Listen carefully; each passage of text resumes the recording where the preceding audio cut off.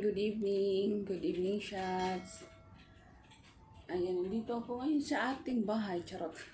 Saan pa ba tayo? Ano yung mga shots? Mag-ano ko ngayon? Gabi na.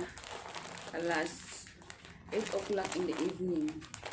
Ngayon, natulog kasi ako, gising ko lang. Kumain muna ako. Ang yung ulam ko is papaya na ginataan para magkaroon tayo ng more milk para kay baby. Ayan. So, ngayon, dahil nga naninigas na yung aking suso, kailangan ko na naman mag-pump. Kasi kailangan niyang mailabas yung aking gatas para naman hindi masakit yung aking hindi masakit yung aking suso. Kasi nga walang may nagdididi sa ngayon. Ngayon pala mga shots, pang 3 days nang bibayaan ako doon sa hospital.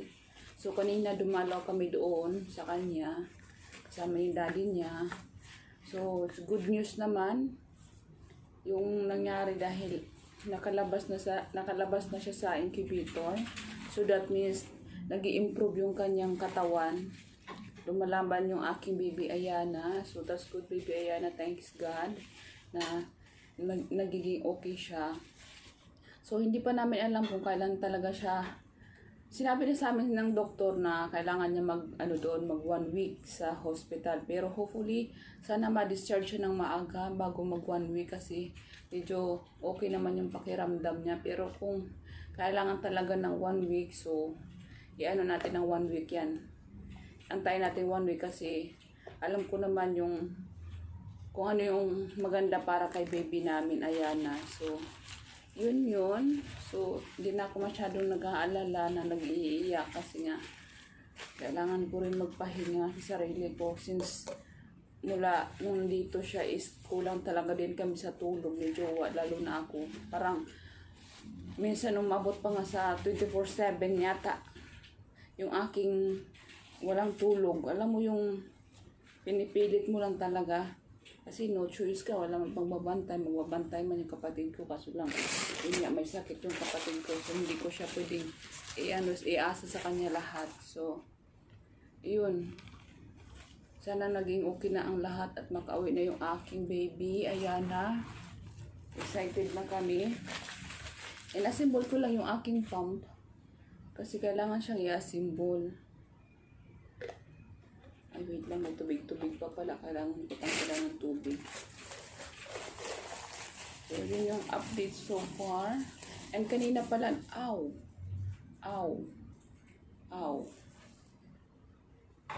You got it. Lumulwak yung aking mga shots. Alam niyo na sa baba, yung sugatan. Kasi nagbi-bleed pa rin ako hanggang ngayon. Sabi naman ng doktor ko, mga pa siya, mga 5 weeks pa siya abutin.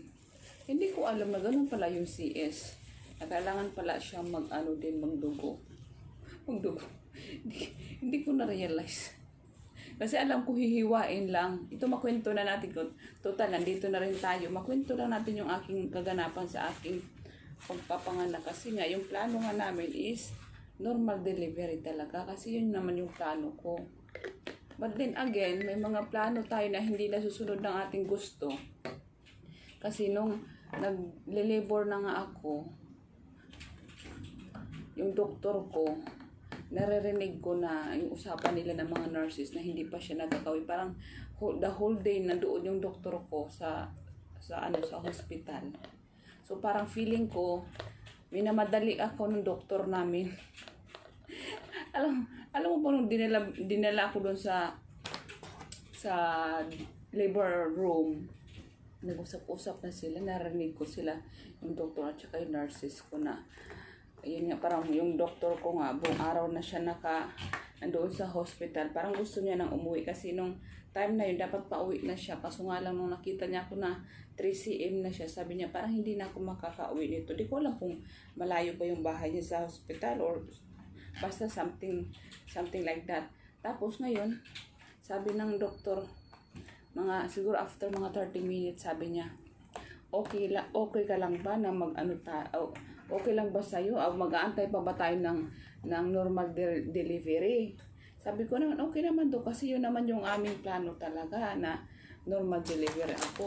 So sabi niya kasi, yung bata kasi, yung anak mo is masyadong malaki, which is 3.9 nga yung sabi niya sa timbang ng anak ko. So sabi ko, syempre, ikaw bilang nanay, bilang parents, mag-aalala ka kasi ang sabi kasi ng tutor sa amin, baka kasi sa sobrang laki ng anak ko, baka kasi daw may mga fracture na mangyari sa anak ko during the deliberation. Parang ganun yung sinasabi niya na baka sa sobrang laki ng anak mo, baka mabalik ko yung balikat niya or something like that kasi masyadong malaki. Tapos sabi ko, syempre, ikaw nanay, ikaw magulang, mag-aalala ka kasi sila naman talaga yung nakakaalam kung gaano kalaki yung bata.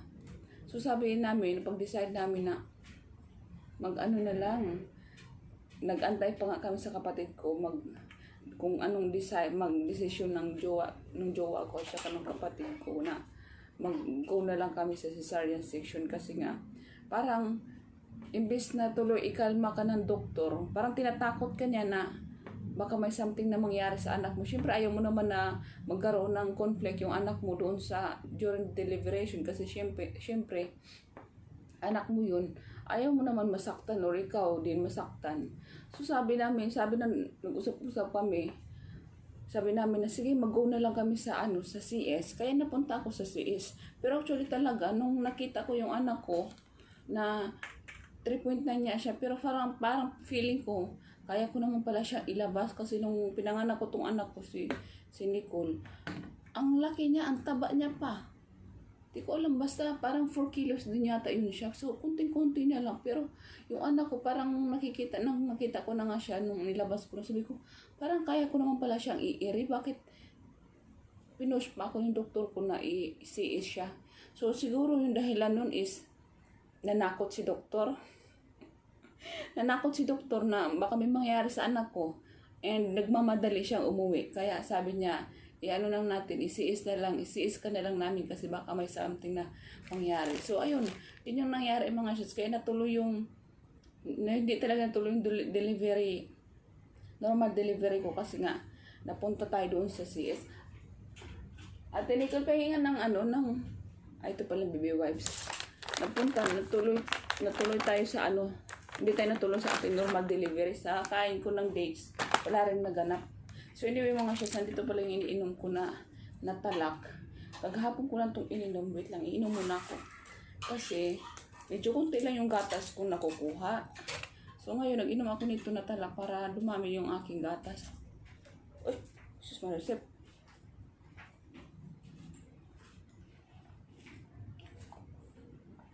So yun talaga yung nangyari. So anyway, magpapump na ako mga shots ng aking bubis kasi masyado na siyang mabigat na nanginginit na hindi ko na maintindihan yung aking nararamdaman kasi ang dami na yatang gatas dito.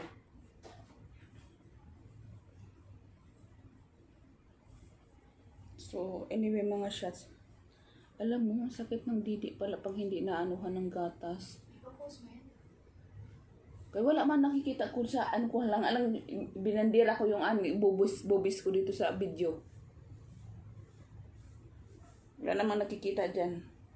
Nag-alala yung anak ko, baka daw ko daw pupos. Wala namang kayo makita dyan. Makita mo balat. Aray. Tamaan tuloy yung aking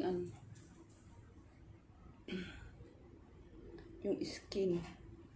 So anyway, ito na yung aking pagpapump mga shots. Ganito lang yung aking pagpapump. Kailangan kasi nakaupo ka at nakarelax ka. Munti, move there, move. So, yan yung ating ganap mga shots. Ganap muna natin sa ngayon.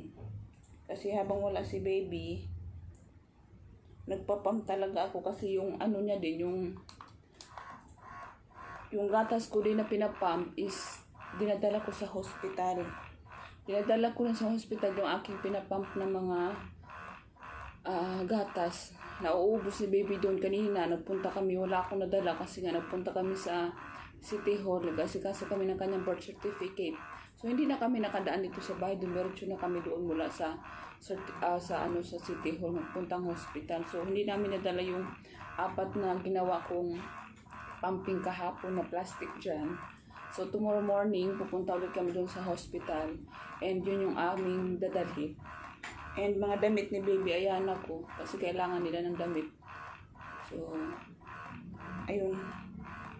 Medyo marami yata akong makukuha ngayong gatas. So, yun lang muna mga shots yung ating video for today. Parang feeling ko nakahubad na ako. Hubadera. Hubadera itich. So, hanggang dito na lang mga shots yung ating video. Thank you for watching everyone. Thank you shots and God bless us all. Thank you.